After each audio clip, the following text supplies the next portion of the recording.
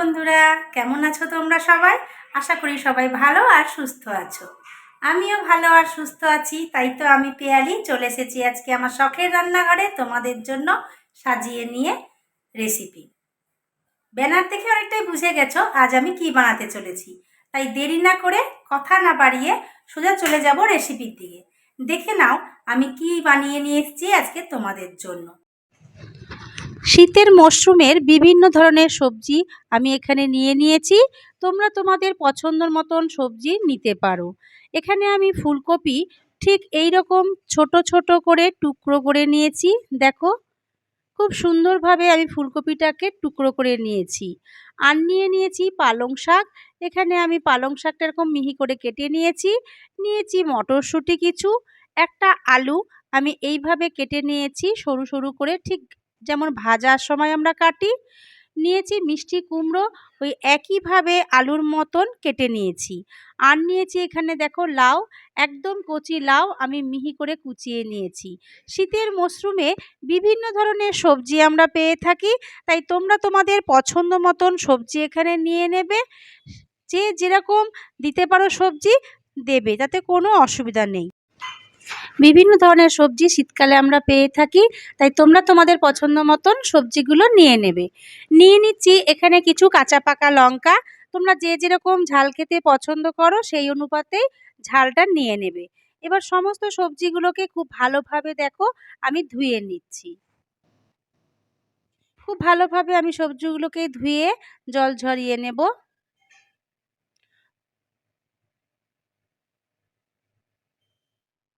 শীতকালে এই রেসিপিটা তোমরা যারা ডায়েট করো তাদের জন্যও ভীষণ উপকার। ছোট বাচ্চা থাকলে বাড়িতে তাদেরও এটা খাওয়াতে পারো, শুধু ঝালটা অ্যাভয়েড করবে। আমি অন্যদিকে দেখো গ্যাসের ওপরে একটা কড়াই বসিয়ে দিয়েছি গরম হওয়ার জন্য।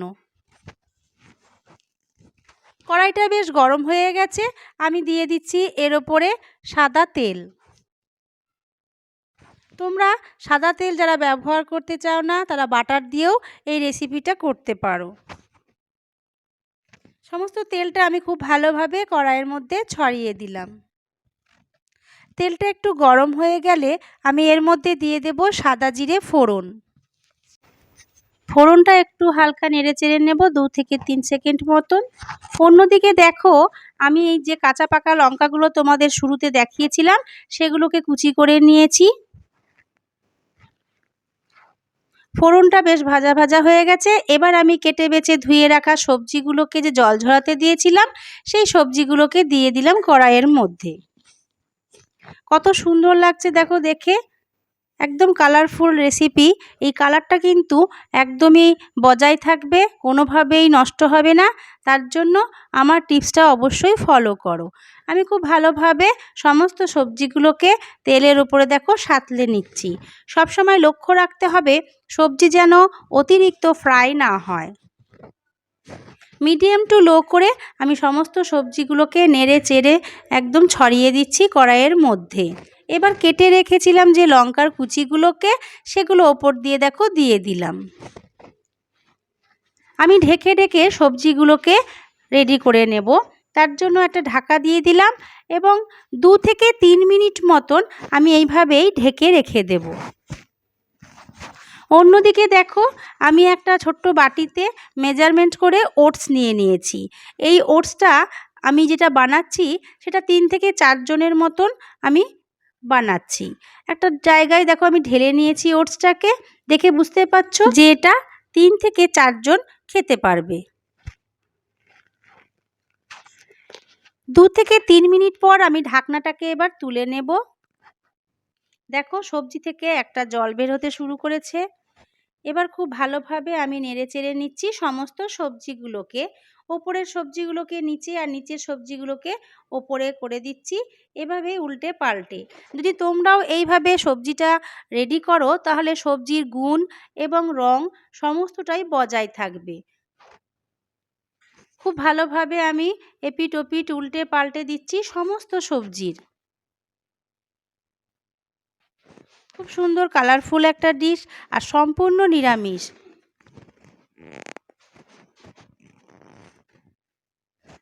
সবজিগুলো আমার খুব ভালোভাবে সাঁতলে নেওয়া হয়েছে। এবার আমি দিয়ে দিচ্ছি এর মধ্যে পরিমাণ মতন লবণ। সবজির পরিমাণ আর ওটসের পরিমাণ অনুযায়ী আমি লবণটা দিলাম। এবার দিয়ে দিচ্ছি এর মধ্যে হলুদ গুঁড়ো। হলুদ গুঁড়োটা খুব বেশি আমি এখানে দেব না। এবার দিয়ে দিচ্ছি দেখো গোলমরিচের গুঁড়ো ঝালের জন্য। আগেই বলেছি যে যেরকম ঝাল পছন্দ করো সেই অনুপাতেই ঝালটা নিয়ে নেবে। যদি ছোট বাচ্চাদের জন্য করো তাহলে অবশ্যই ঝালটা অ্যাভয়েড করবে। সমস্ত উপকরণের সাথে আমি সবজিগুলোকে আবারও নেড়ে চেড়ে নিচ্ছি খুব ভালোভাবে এবং মিশিয়ে নিচ্ছি খুব ভালোভাবে।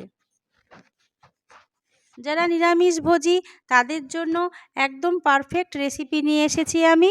তাই যারা এখনও আমার চ্যানেলটি সাবস্ক্রাইব করোনি তারা এই ধরনের রেসিপি পেতে হলে আমার চ্যানেলটিকে সাবস্ক্রাইব করে নিও আর পাশে রাখা বেল আইকনটি ক্লিক করে নিও, যাতে এই ধরনের রেসিপির আপডেট সবার প্রথম পৌঁছে যায় তোমাদের কাছে। খুব সুন্দরভাবে দেখো আমি সমস্ত সবজিগুলোকে ফ্রাই করে নিয়েছি এবং দিয়ে দিচ্ছি এখন একটা টমেটোকে কুচি করে নিয়েছি। সেই টমেটো কুচিটা খুব ছোট্ট সাইজের একটা টমেটো আমি এখানে নিয়েছি, নিয়ে এটাকে কুচি করে আমি এর সঙ্গে অ্যাড করলাম। সব সময় খেয়াল রাখবে যেন সবজিগুলো অতিরিক্ত ফ্রাই না হয়ে যায়। এবার আমি পরিমাপ করে এর মধ্যে জল দিয়ে দিলাম। আমি যতটা গ্রেভি রাখতে চাই সেই অনুপাতেই জলটা দিলাম। যারা ঝরঝরে করতে চাও তারা তাদের মতন পরিমাপ করে জলটা দেবে। আমি একটু গ্রেভি গ্রেভি খেতে ভালো লাগে বলে জলটা সেই পরিমাপ করে দিলাম এবং ঢাকা দিয়ে দিলাম। 5 মিনিট মতন আমি ঢাকা দিয়ে রেখেছিলাম সমস্ত সবজিগুলোকে কুক করার জন্য। দেখো খুব সুন্দরভাবে সবজি থেকেও জল ছেড়েছে এবং আমিও পরিমাপ করে জল দিয়েছিলাম, তোমরা সকলেই দেখেছো। 5 মিনিট মতন আমি ঢাকা দিয়ে রাখার পর এবার ঢাকনাটা তুলে সবজিগুলো কতটা সিদ্ধ হয়েছে আমি দেখে নিলাম। এবার আমি যেটা করব, 1 চামচ মতন জিরে বাটা আমি নিয়ে নিয়েছি এখানে। বাটাটাকে আমি সবজির মধ্যে দিয়ে দিলাম এবং খুব ভালোভাবে আমি নেড়েচেড়ে মিশিয়ে নিচ্ছি। এভাবে যদি তোমরা বাড়িতে নিরামিষ ওটস রান্না করো তোমাদেরও ভালো লাগবে। এবার আমি দিয়ে দেব এর মধ্যে রেডি করে রেখেছি যে ওটসটা, সেই ওটসটাকে দেওয়ার পর আমি খুব ভালোভাবে সমস্ত সবজির সাথে মিশিয়ে নেব খুব ভালোভাবে এবং প্রয়োজনে আমি জলটা এখানে দেব। যেহেতু আমি একটু গ্রেভি গ্রেভি খেতে ভালো লাগে বলে সেই অনুপাতেই পরিমাপ করে জলটা দিচ্ছি, কিন্তু তোমরা যদি ঝুরঝুরে বা থকথকে খেতে চাও তোমাদের পছন্দ অনুযায়ী পরিমাপ করে জল দিয়ে ওটসটাকে নাবিয়ে নেবে। আমি সমস্ত সবজির সাথে খুব ভালোভাবে মিশিয়ে নিয়েছি দেখো ওটসটাকে।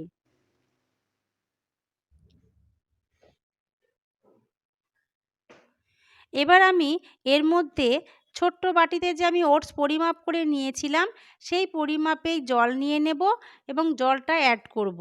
খুবই ঝুরঝুরে বা থকথকে টাইপের ওটসটা হয়েছে, আমি আরেকটু পাতলা করার জন্য ওটসের বাটিতে পরিমাপ করে জল দিয়ে দিলাম এবং আরও কিছুক্ষণ মতন আমি এটাকে গ্যাসের ওভেনে বসিয়ে রাখবো, কিন্তু গ্যাসের ফ্লেমটাকে একদম লো করে দেব।